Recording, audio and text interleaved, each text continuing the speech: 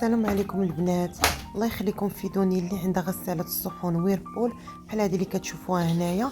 عفاكم تقول لي علاش انا كيخرجوا ليا الماعن دائما مضبين منها، رغم انني دايره الملحه، دايره الملمع، وحتى لي كابسول شاريهم من بيم. يعني هاد الملحه والملمع والكابسول كلهم واخداهم من بيم. كيخرجوا بحال هكا مضبين، وحتى المعالق كيخرجوا ميدمين، يعني ما عرفتش علاش. بالنسبه للطريقه انا غنوريكم شنو كندير. يعني الا درت شي غلط قولوا لي عفاكم علاش كيوقع ليا بحال ما هكذا. انا غادي نوريكم دابا. هاهما هنا الماعن مسخين حطيتهم كما كتشوفوا. كندير الكابسول ديالي،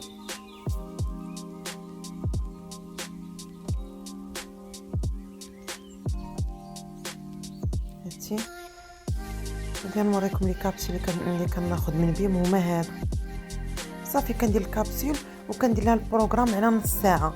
بعض الخطرات كندير لها البروغرام هذاك ايكو على ساعتين، ولكن كنبغي نغسل دغيا كنديرها لها غير على نص ساعه.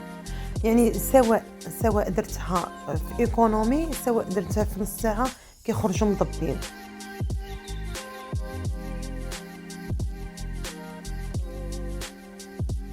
المهم انا كنخدم لها البروغرام على هذا الشكل هذا.